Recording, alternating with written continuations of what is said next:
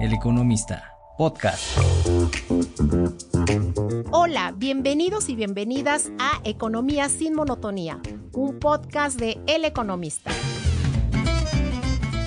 Yo soy Ana María Rosas, editora de la sección de Finanzas y Dinero de esta casa editorial, y hoy me acompaña en esta cabina mi compañero Santiago Nolasco, reportero de la sección. Bienvenido, Santiago.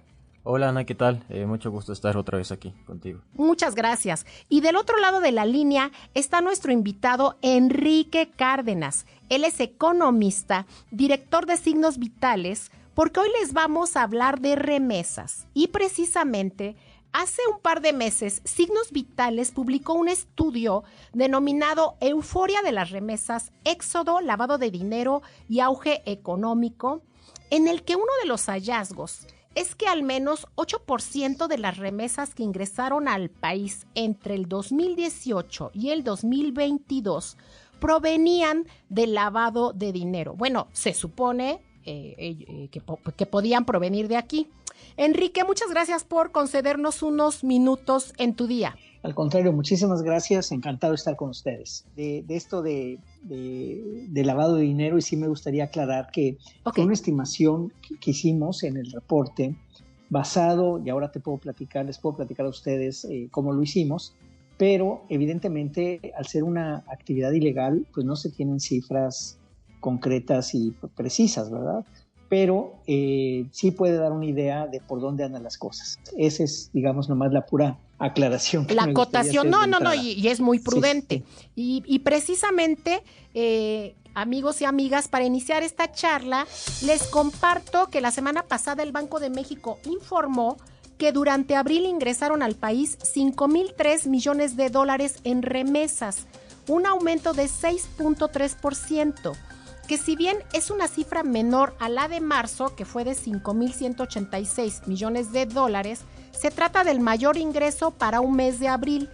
Y en las cifras acumuladas, las remesas entre enero y abril ya superan los 18,900 millones de dólares y se acumulan 36 meses de crecimiento. Y bien, con estas cifras sobre la mesa, ahora sí te pido, Enrique, que nos comentes ¿cómo es que decidieron realizar este estudio y cuáles fueron los principales hallazgos? Bueno, pues como sabemos, las remesas han venido aumentando muchísimo desde hace ya varios años, y en los últimos 4 años su crecimiento ha sido verdaderamente exponencial.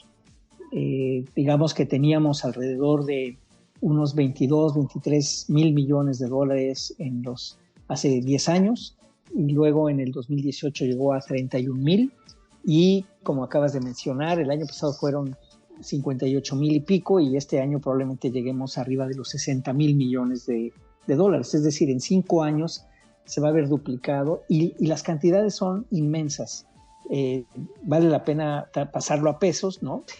Son 60,000 millones de dólares, pues equivale a 60 por casi 20, digamos a 100. Es un billón, más de 1 billón de pesos, más de 1 millón de billones de pesos.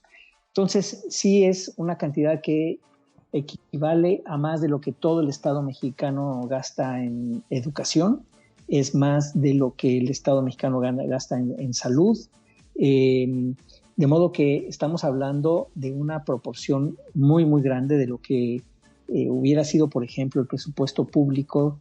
En general, el gasto público anda por los 5 y pico billones de pesos al año, 6 casi.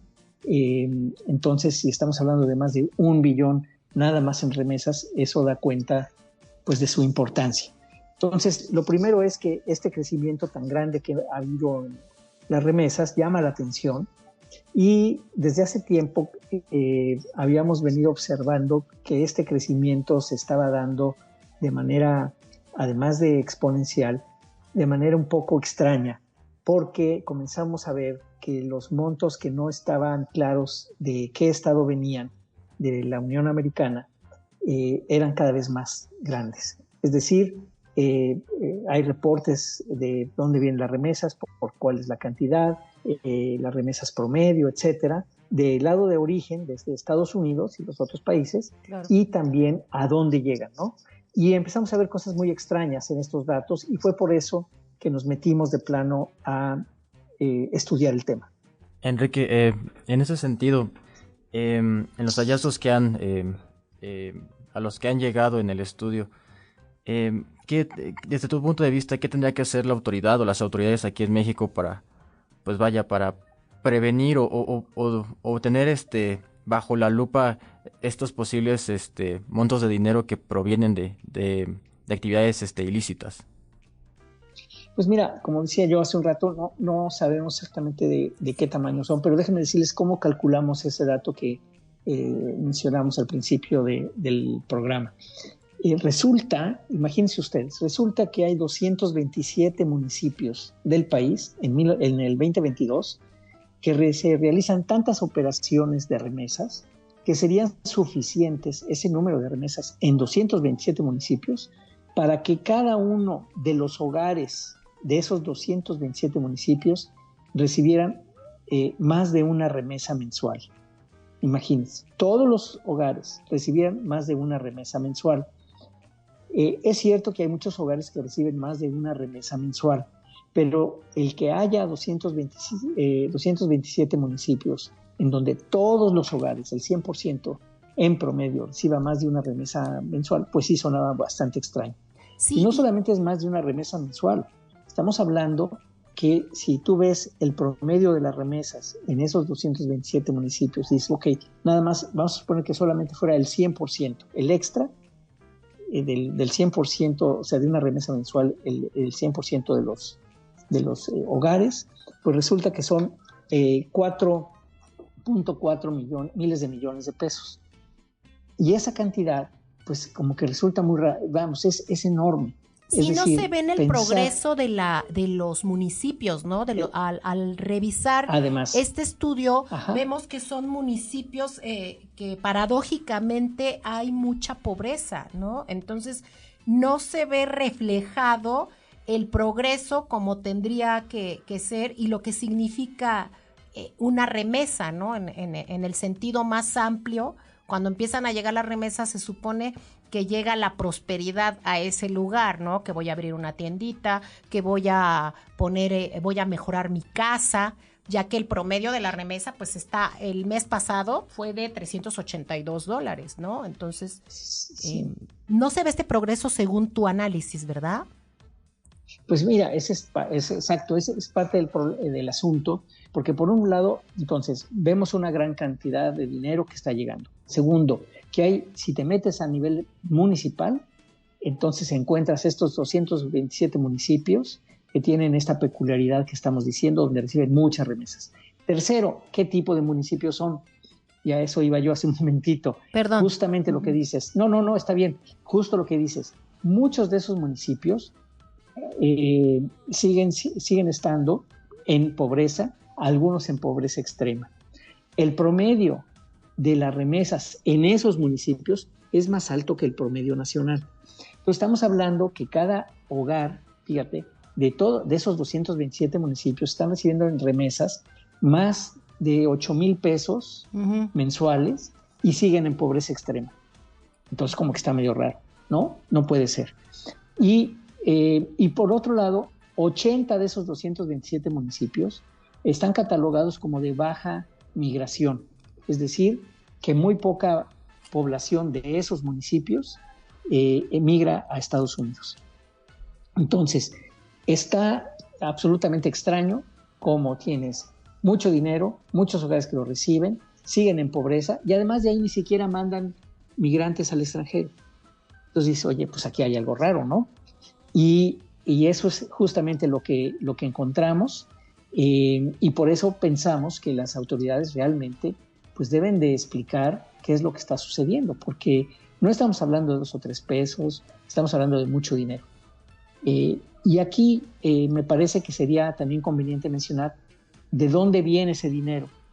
Y lo que encontramos es que hay un estado en particular que llama muchísimo la atención. Bueno, hay varios estados en donde hay muy poquitos mexicanos y el monto de remesas ha aumentado tremendamente.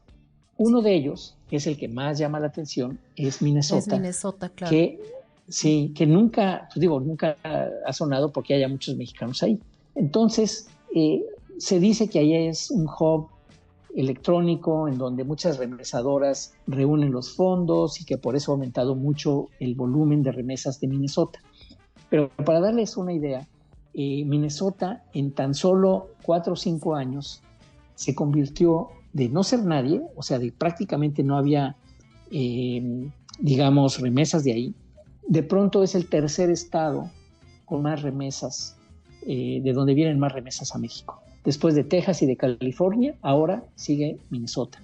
No Nueva York, no Illinois, donde está Chicago, No, que hay Chicago, tantos mexicanos. claro. No, no, por ejemplo, no, es de Minnesota, donde hay muy poca gente.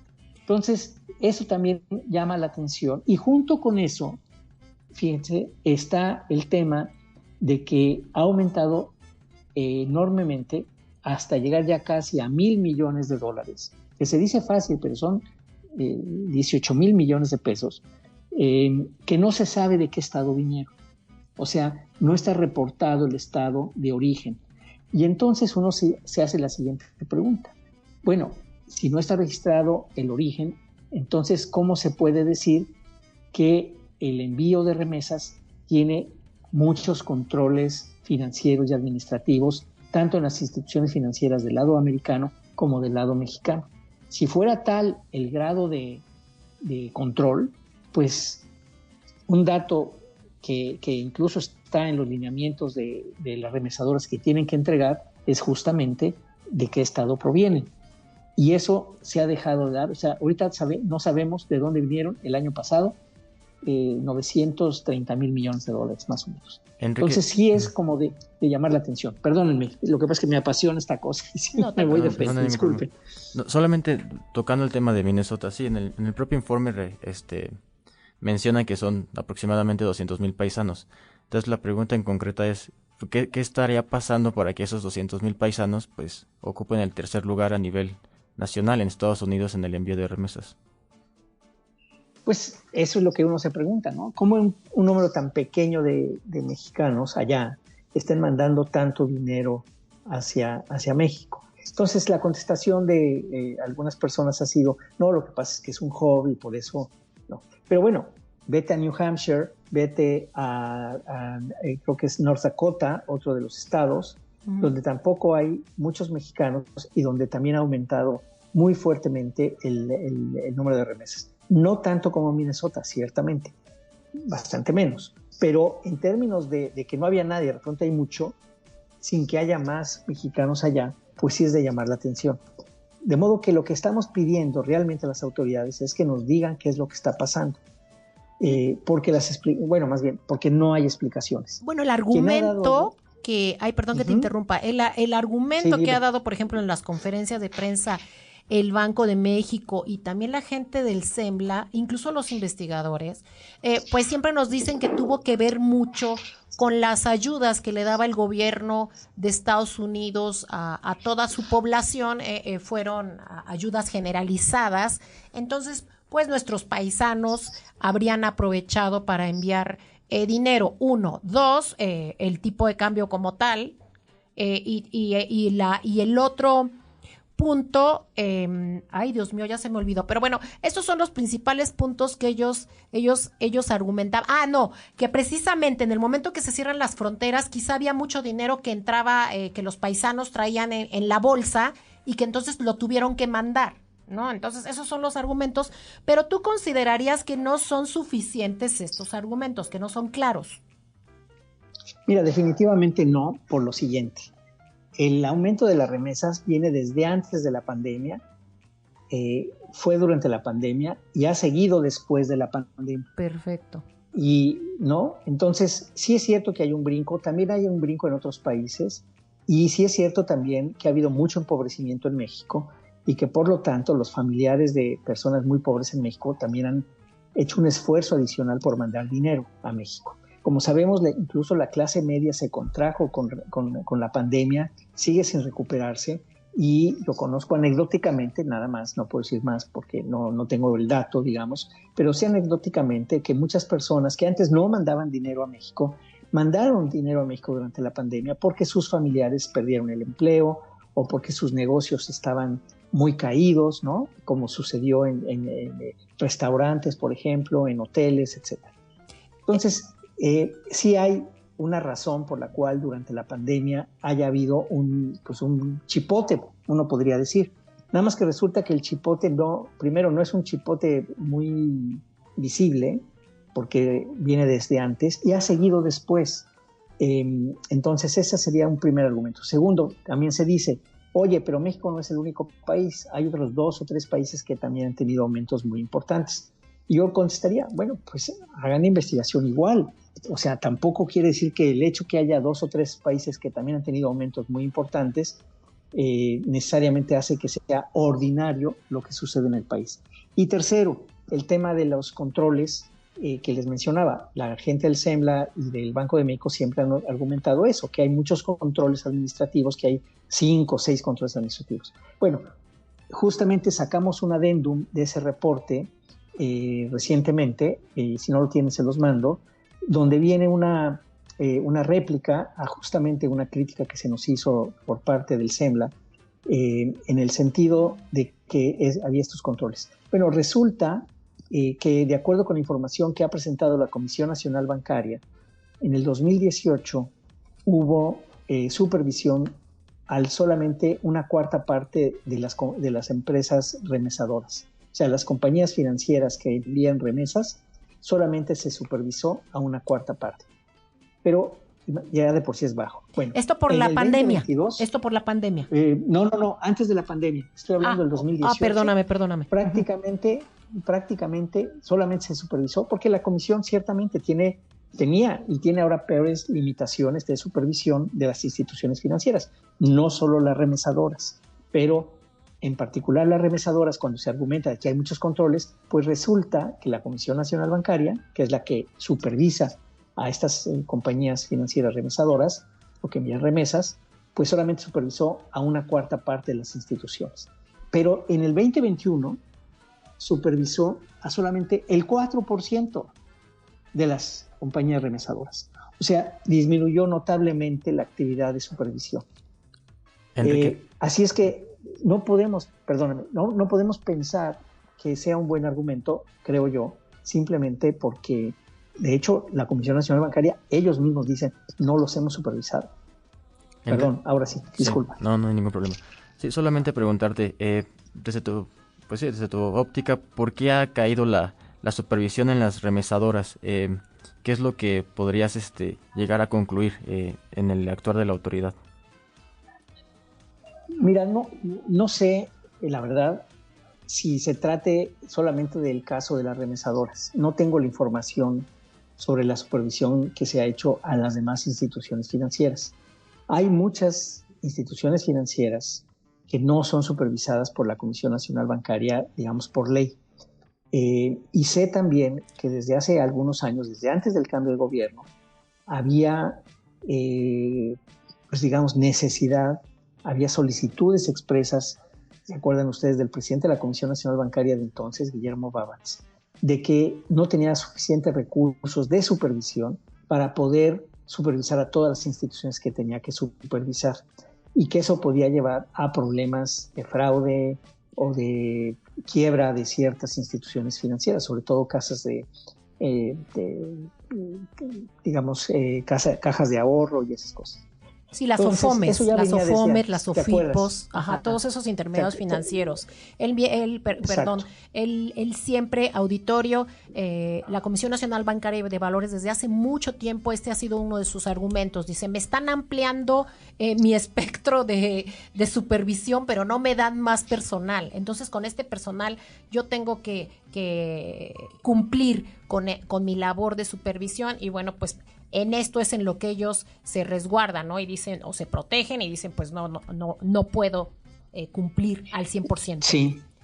Y sabes, además, hay un agravante adicional, y es que al entrar este gobierno, muchas, con aquello de que iban a prohibir que las personas que trabajaban en, digamos, el sector financiero pudieran salir del gobierno y trabajar en el sector financiero, que iban a tener que pasar 10 años, Los 10 etcétera. años. Uh-huh.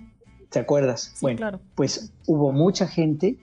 ¿Cuántos son muchos? Digo, el dato en la cabeza no lo tengo, pero creo que fueron 200 funcionarios medios altos o sea, supervisores de la Comisión Reguladora, de la Comisión Nacional Bancaria, que renunciaron a la Comisión Nacional Bancaria. Entonces la comisión ya de por sí, que estaba medio, digamos, débil en términos de sus capacidades de supervisión, con esa salida tan grande de personas que no se reproducen fácilmente, porque ser supervisor bancario, como ustedes saben, pues tiene mucho chiste y hay necesidad de una experiencia fuerte, porque mucho tiene que ver con casi olfato, ¿no? Para decir dónde puede haber algún problema, estar olfateando los problemas. ¿Y los y reportes entonces, qué tanto han servido? ahí tuvimos ese problema. Los reportes que tienen que hacer precisamente este tipo de entidades, las OFOMES, las OFIPOS, las casas de cambio, las remesadoras, tienen que reportar operaciones por más de determinada cantidad. Sí, y ese es así lo tienen que hacer, y por eso digo justamente que el hecho de que se supone que tienen que reportar, pues no están reportando, por ejemplo, de dónde vienen casi $1,000 millones, de qué estado, deja tú de qué remesadora, de qué estado provienen esos recursos. Entonces, sí vemos que, por un lado, no tiene capacidad de supervisión, y ahí donde la tiene, tú dime, ¿se les hace lógico que las penas y las faltas, las multas que se han cobrado a las remesadoras por esta falta de dar información lleguen a menos, en 4 años, a menos de $1 millón, cuando se están enviando $60,000 millones? No, por supuesto que no. No tiene sentido. O sea, entonces cuando nos dicen de parte del SEMLA, o sea, oye, hay muchos controles, no hay lavado de dinero, etcétera, porque hay muchos controles, pues ¿dónde están los controles? O sea, ¿quién va a sentirse inhibido por los controles si saben que ni siquiera no los van a multar? Y si los llegan a multar es por cacahuates. Enrique, ¿no? Entonces, aquí tendría que adelante, cambiarse algún reglamento, alguna ley secundaria. ¿Qué tendría que pasar ahí para que al menos las multas las sanciones pues sean un poquito más duras con aquellos que las incumplen? Yo creo que sí tiene que haber mucho mayor supervisión de los dos lados de la frontera. Esto no solamente es un tema de México, también las remesadoras están trabajando en Estados Unidos.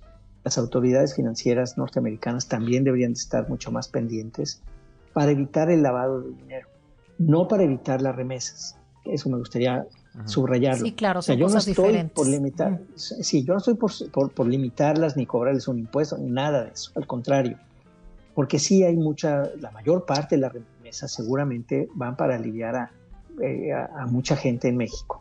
Ahora, dicho eso, que hay que mantenerlo, sí es verdad que si ya estás hablando de estas cantidades de las que estamos comentando, que pudiera ser lavado de dinero, y que puede ser mucho más de lo que nosotros dijimos. Yo creo que nos fuimos muy por abajo, pero bueno, ya estás hablando de inseguridad, o sea, ya estás hablando de otra cosa. Estás permitiendo que se estén financiando los grupos criminales directamente con lavado de dinero. Eso es lo que está pasando. Y eso es lo que me parece las autoridades deberían de estar mucho más atentas. La unidad, la UIF, por ejemplo, pues ¿dónde está en todo esto? ¿No? ¿En dónde se encuentra? Y ves tú de este lado, como decían, que llega a lugares en donde sigue la pobreza tremenda y donde no hay ni siquiera migrantes, pues hombre, así es que sí necesita mucho mayor supervisión y bueno, cuidado, y sí es un tema relevante me parece, porque se está financiando al crimen organizado impunemente. Sí, yo quisiera recordarle a los que nos escuchan que hay 4.9 millones de hogares en México que reciben remesas. Eso sí está comprobado. En abril hubo 13.1 millones de transacciones y aquí hubo un aumento de 8.8%. Y es en estas transacciones en donde podría estar pues yo le diría envío hormiga, que tienen estas organizaciones, desgraciadamente, pues como tú acabas de decir, el crimen organizado siempre busca nuevos métodos, ¿no?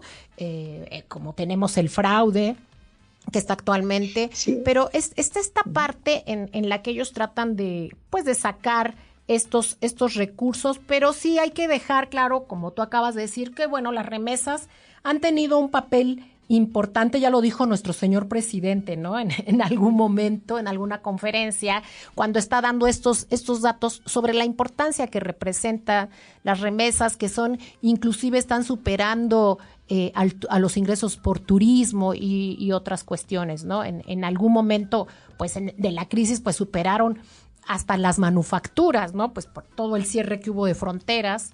Entonces, bueno, es una cuestión muy importante y que la autoridad tendría que tomar o debe de tomar cartas en el asunto, seguramente que lo hará.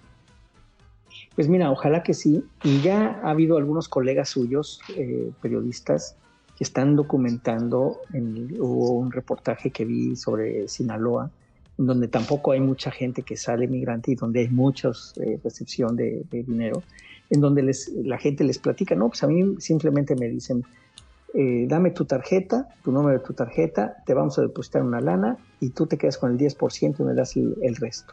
Efectivamente, ¿no? Efectivamente lo hemos visto en varias poblaciones del país, que pues está ocurriendo esto. No sabemos si, como tú dices, les dan este 10%, no sabemos inclusive si haya amenazas de por medio, pero pues es algo que se tendría que tomar cartas en el asunto, ¿no?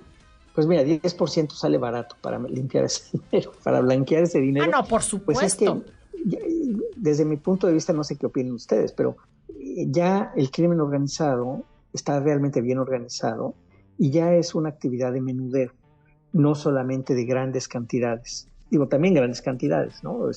Baúles, si tú quieres, de contrabando de billetes. Pero también el menudeo. Tan es así que el cobro de piso es minorista, es de menudeo. Por supuesto. No persona por persona, negocio por negocio, y además ya no se van necesariamente a los grandes negocios. Tienes tú, por ejemplo, bueno, a mí me causó una impresión bárbara el asesinato de una señora que vendía fruta en un triciclo en la calle en no sé qué pueblo. La mataron porque no quiso pagar su derecho de piso. ¿Cuánto le podían estar cobrando de derecho de piso a esa señora? Pues así es. Sí, claro, sí te explicas perfectamente. Por eso te digo que en una cuestión inocente, pues uno puede pensar que a lo mejor a estas personas pues las están obligando, ¿no? Aunque reciban esto a cambio, pues a que hagan estos envíos hormiga, estos retiros hormiga, ¿no? Porque es los envíos, los retiros, porque esto va de dos vías, ¿no? Enrique, aquí tengo una pregunta nada más, pero un poquito más retomando el tema del monto, que creo que es importante. Pues posiblemente este año se alcance una cantidad de 60,000 millones de dólares en recibo de remesas. Y bien, la pregunta sería, ¿ese sería ya el techo de los envíos? ¿Cómo lo ves tú? ¿Para dónde va todo esto? Mira, sí vemos que pareciera que los incrementos ya no son tan grandes en términos porcentuales, pero sigue, yo veo que no sé si es el techo, pero lo que vemos es que sigue aumentando más despacio, pero sigue aumentando la cantidad. Y repito, ya la cantidad como tal, aunque ya fuera el techo, estamos hablando de una cantidad gigantesca, enorme, ¿no? Que ya es escandalosa. Por el monto, por el volumen, el hacer ya a México, creo que es el tercer país que recibe remesas del extranjero después de la India y de China. Digo, la India y la China. Es el segundo, ya desplazó a China. Fíjate. Ya desplazó a China. Pues mira, Uh-huh. ¿cuántos millones de habitantes tiene China? Así es. ¿Y cuántos millones de habitantes tenemos nosotros? ¿No? Entonces, no hay manera de tapar el sol con un dedo, la verdad. Y pues yo creo que no les queda de otra más que revisar y analizar, y en lugar de ponerse a la defensiva, pues mejor ponerse a trabajar. Enrique, pues muchísimas gracias por habernos acompañado. Se nos acabó el tiempo. Ese es un tema muy importante. Estoy segura de que muchas de las personas que nos escuchan reciben remesas de sus familiares o tienen algún conocido que las recibe, las cuales son de gran ayuda para la economía familiar, sin duda. Gracias también, Santiago, por habernos acompañado. No hay de qué, Ana. Gracias a ti, gracias, Enrique. Que estés muy bien. Pues muchísimas gracias a ustedes, Ana, Santiago, muchísimas gracias por tenerme con ustedes y saludos a todo el auditorio. No deje de escuchar los podcasts del Economista por nuestras distintas plataformas. Yo soy Ana María Rosas, editora de Finanzas y Dinero. El Economista, podcast.